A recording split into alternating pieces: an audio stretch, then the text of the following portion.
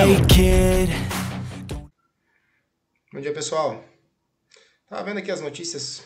A Coreia do Norte tem jogado alguns balões sobre a Coreia do Sul. E eu decidi abordar esse assunto nesse vídeo de hoje.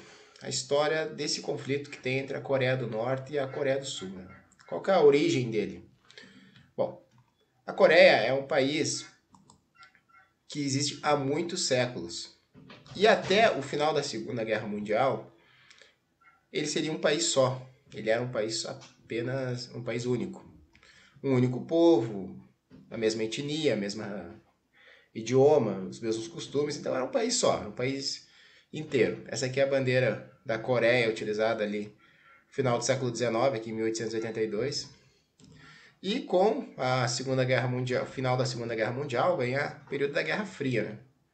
E naturalmente o mundo se dividiu entre duas esferas de influência, a esfera da União Soviética e a esfera liderada pelos Estados Unidos e pela Europa Ocidental. Isso aconteceu na Europa, se dividiu muito, é muito famosa a divisão entre a Alemanha Oriental, a Alemanha Ocidental, a divisão da própria capital da Alemanha, né? Berlim Ocidental, Berlim Oriental.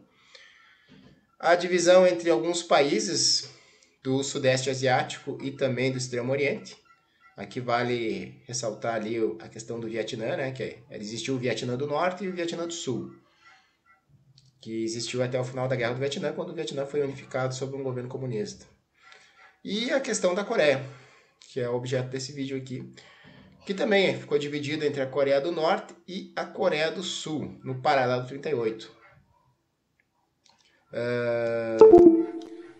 Essa divisão é uma divisão artificial, como eu falei, o país seria um país só, um país soberano, a Coreia, e que por causa da Guerra Fria ele acabou se dividindo e acabou se tornando dois países de forma artificial.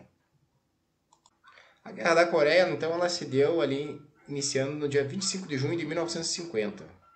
Foi a Coreia do Norte que decidiu tentar invadir a Coreia do Sul e reunificar o país sob um único governo comunista. Inicialmente, a Coreia do Norte teve muito sucesso em seu avanço e chegou muito próximo da vitória. Vamos ver essa animação aqui. Essa animação foi extraída do Wikipedia. O usuário Leo Monassi98 criou essa animação aqui, muito ilustrativa. Ela mostra como era a situação da Coreia, da Península Coreana, que inicia-se aqui nessa linha vermelha. Aqui, a fronteira da Coreia ao norte, ela é traçada pelo rio Yellow, que nasce mais ou menos aqui e vai desaguar aqui no oceano. E a outra parte da fronteira também é contornada por um outro rio, agora não me recordo o nome. E essa é a divisão da Coreia com a China, né? Antigamente, tudo isso aqui, todo do rio Yellow para o sul, para baixo, seria a Coreia, o país da Coreia. Que depois, aqui em 1950, já está dividido entre a Coreia do Norte, em vermelho, apoiado pela China e pela União Soviética, e aqui em verde, apoiada pelos Estados Unidos e pela Europa Ocidental. Então aqui a gente vê o avanço, quando iniciou-se a guerra, final de junho de 1950, as forças da Coreia do Norte avançaram em direção ao sul. Note que elas rapidamente tomaram conta do país. Aqui a gente já está em julho de 1950. A situação vai se tornar dramática, ó, até aqui. Em setembro de 1950, as forças apoiadas pelos Estados Unidos estiveram à beira da derrota completa. Teriam que evacuar completamente a península para se salvarem e evitarem de serem feitos prisioneiros. Mas os Estados Unidos, em algumas manobras militares, conseguiram reaver a Coreia, a parte sul da Coreia do Sul, e chegar novamente ao paralelo 38, reconquistando a capital Seul, que havia sido tomada pela Coreia do Norte. A capital Seul, ao longo da guerra, ela vai ser capturada, perdida, libertada, perdida. Acho que, se eu não me engano, 2 vezes vai passar pela mão de cada um dos lados. Então ela vai trocar do lado em 4 momentos ela vai estar do lado da Coreia do Norte, vai ser tomada de novo pelos Estados Unidos, pela Coreia do Sul, vai ser perdida e depois vai ser recuperada novamente. Então aqui a gente pode ver que em 1950, os aliados liderados pelas forças da ONU, que eram os Estados Unidos, a Coreia do Sul e uma série de outros países com uma participação menor, mas basicamente o grosso das tropas e das forças militares era dos Estados Unidos, conseguiram chegar até o rio Yellow, a fronteira com a China. O que acontece aqui? A China se viu ameaçada. Pensou-se que poderia ser invadida também pelas forças da ONU. E o que acontece? O ditador Mao Tse-tung ele ordena a organização reunir um grande número de tropas. Estima-se, alguns especialistas estimam que foi entre 1 e 3 milhões de soldados, né? Uma proporção muito grande de forças que as forças da ONU não teriam como enfrentar. E essa contraofensiva vai levar os aliados a voltarem até o sul do Paralelo 38, perdendo novamente a capital Seul, que já havia sido libertada. Quando as forças da ONU conseguem se reorganizar e voltar ao Paralelo 38, libertando novamente a capital Seul, é estabelecida uma linha de combate um pouco estática. Então nenhum dos dois lados consegue desferir um golpe decisivo. E essa guerra se estende ali do final de 51, da metade final de 1951, até meados ali de 1953, quando é proposto um cessar-fogo. Note que aqui há uma questão. Foi feito um cessar-fogo e não foi feita um final oficial para a guerra. Oficialmente a Guerra da Coreia não terminou, né? A Guerra da Coreia, teoricamente, ela continua existindo. Foi feito apenas um cessar-fogo. Então não foi feito um tratado de paz que desse fim a esse conflito, que teoricamente existe até os dias de hoje. Lembrando que na Guerra da Coreia foi um dos poucos momentos do pós-guerra em que aviões de combate de fabricação soviética sobrepujaram aviões de combate de fabricação ocidental, né? Então a gente tinha aqui o MiG-15, um avião de caça lendário, que sobrepujou em muitos momentos o F-86 Sabre, que era o avião de superioridade aérea que a Força Aérea dos Estados Unidos tinha à disposição na Coreia.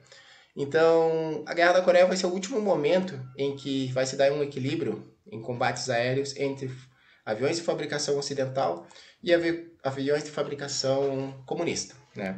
Depois da Guerra da Coreia, todos os outros grandes conflitos que teve ali, os aviões de combate de fabricação ocidental, seja de fabricação norte-americana ou de fabricação francesa, eles sempre sobrepujaram largamente os aviões de fabricação soviética, né? Então a gente tem ali os casos da Guerra do Vietnã, as guerras do Oriente Médio, a Guerra dos 6 Dias, a Guerra do Yom Kippur, os combates sobre o Vale de Beqa, ali nos anos 80 já. A gente vai ter conflitos espalhados por todo o mundo, alguns conflitos também no continente africano.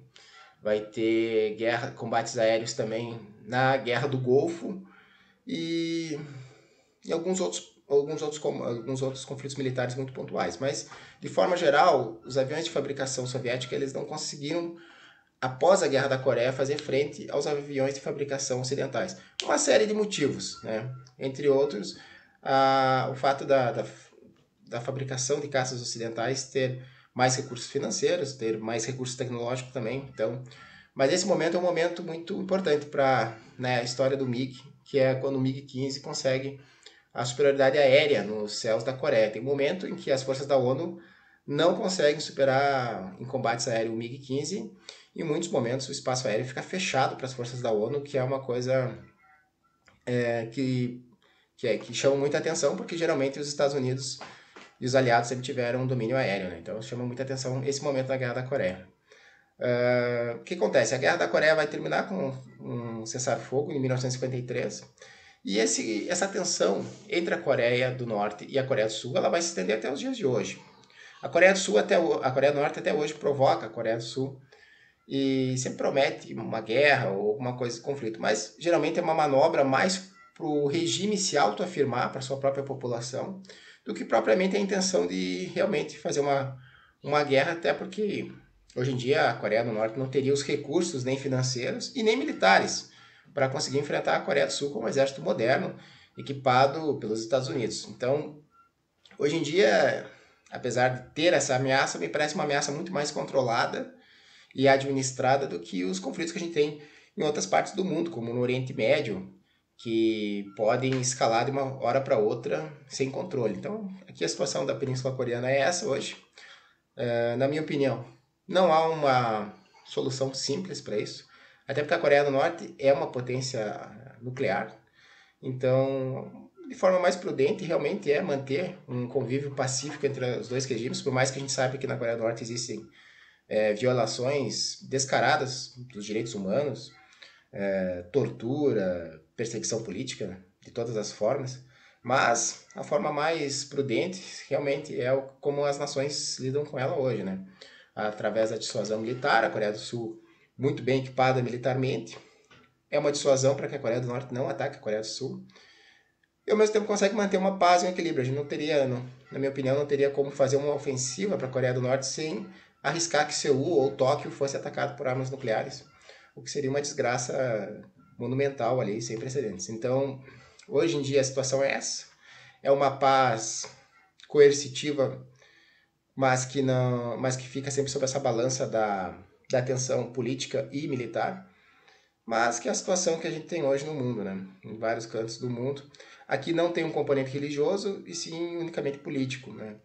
A ditadura da Coreia do Norte se mantém através do culto à personalidade ao ditador, família do ditador, que já vem há gerações, e que se mantém no poder assim, né? Então, a gente torce que a paz continue reinando na Península Coreana, o que provavelmente vai acontecer, vai continuar. Até quando a gente torce que dure bastante.